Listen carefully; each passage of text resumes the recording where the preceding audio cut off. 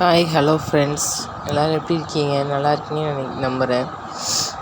இப்போ நம்ம இந்த வீடியோவில் என்ன பார்க்க போகிறோம்னா,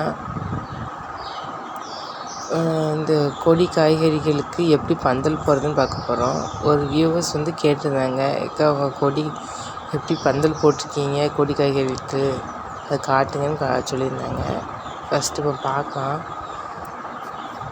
மாடிகளில் இந்த பந்தல் போடுறதுக்காக ரிங் அமைச்சிருப்பாங்கல்ல, அந்த வளையத்தில் நான் ஒரு பிவிசி பைப் எடுத்திருக்கேன். அதை அதில் இந்த டேக் போட்டு கெட்டிட்டு கீழே அடியில் நம்ம ஏதாட்டும் ஒரு செடியோட தொட்டி, வாளியோ இல்லை ஒரு ட்ரம்மோ வச்சு அதை ஊனி அது நிப்பாட்டியிருக்கேன் பார்த்துக்கோங்க.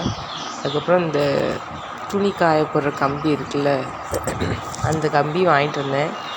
ஒரு 1 kg வாங்கியிருப்பேன். ஒரு சைடு மட்டும் இந்த ஏற்கனவே காய துணிக்குரிய கம்பி எங்கள் வீட்டில் இருந்தது பார்த்துக்கோங்க. மாடியில் பார்த்தாலே உங்களுக்கு தெரியுதா, நேராக அங்கே வரைக்கும் உண்டு.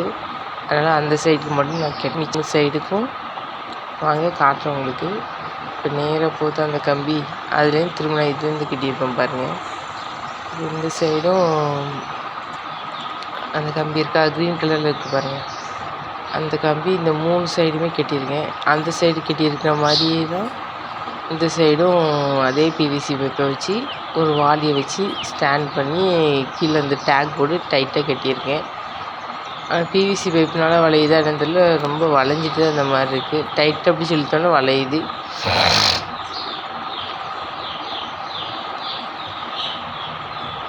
பார்க்கலாம். நேராக அந்த அந்த முதல்ல கட்டின அந்த பிவிசி பைப்புக்கும் இதுக்கும் நேராக ஒன்று உண்டு.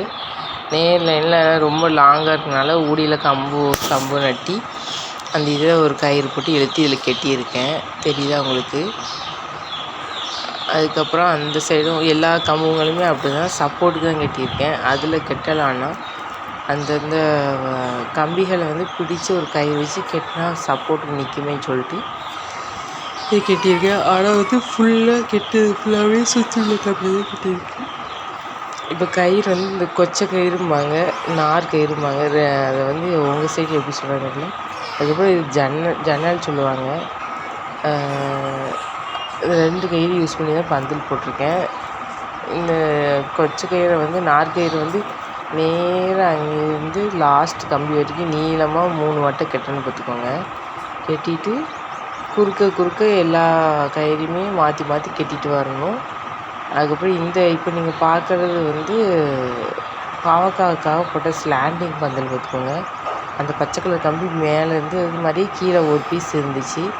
அதனால் அந்த இதையும் அப்படி நேராக கட்டியிருக்கேன். அதுக்கப்புறம் ஊடியில் நம்ம கயிறு நைலான் கயிறுமாங்கள்ல, அந்த கயிறை போட்டு கட்டிட்டு ஜிக்ஸாக்காக மேலேயும் கீழேயும் கட்டிட்டு நடுமத்தியில் ஜன்னல் சொன்னல அந்த இதை வச்சு அப்படி ஓடியே கட்டி விட்ருக்கேன். பக்கம் ஸ்கொயர் பாக்ஸாக கட்டினா தான் அது கரெக்டாக வரும். அந்த சைடு 2 பாவக்காய் செடி இருந்துச்சு, அது காய்ச்சிட்டு தான் இருக்குது. இப்போ 2 பாவக்காய் செடி போட்டு இது வளர்ந்துட்டுருக்கு. இதுவும் கொஞ்ச நாளில் காய்க்க ஆரம்பிச்சிடும். பந்தலில் இருந்தால் இப்படி தான் ஏற்றி விடணும். ஒரு கயிறு கட்டி ஒரு நூல் மாதிரி கட்டணும். கட்டி அந்த பந்தலுக்கும் இதுக்கும் இது பண்ணால் ஆட்டோமேட்டிக்காக செடிங்களே இதில் ஏறிடும். பீக்கங்காய் செடி வெயில் அதிகமாக இருக்கனால லைட்டாக வாடின மாதிரி தான் இருக்குது. மற்றபடிக்கு எல்லா செடிகளும் நல்லா தான் இருக்குது. இது ஃபுல்லாகவே ரோஸு, உங்களுக்கு தெரியாதுல்ல. மொத்தம் நம்மகிட்ட 9 செடியோ என்னமோ இருக்குது ரோஸ் செடி. இதில் வெல்வெட் ரோஸ், ரெட் ரோஸ் நிறைய பூத்துருக்கு. அது மாதிரி இதுவும் நிறைய மொட்டு வச்சுருக்கு. 7 daysல ஒயிட்டுன்னாங்க. பேபி பிங்க் கலரில் பூக்கும் அந்த செடி. இது பரண்டை. இது ஃபுல்லாகவே இந்த தொட்டியை க்ளீன் பண்ணியிருக்கேன். இன்னும் உரம் போட்டு பக்க வச்சதுக்கப்புறம் புதுசாக விதை போடணும். இந்த பொடலங்காவை விதைக்கு போட்டிருக்கேன். விதை எடுக்குது முடியல, எப்படி விதை எடுக்குதுன்னு நான் உங்களுக்கு முடியல காட்டுறேன். இது ஃபுல்லாகவே கத்திரிக்காய் செடிகள் தான். மொத்த பந்தலோட வியூவை பாருங்கள், இதுவே இருக்கும். ஊடியில் கம்பு நட்டியிருக்க இந்த மொத்த பந்தலையும் தூக்கி கட்டுற மாதிரி நட்டி வச்சுருக்கேன். ஓகே ஃப்ரெண்ட்ஸ், என் வீடியோ பிடிச்சிருந்துச்சா மறக்காமல் லைக் பண்ணுங்கள், சப்ஸ்கிரைப்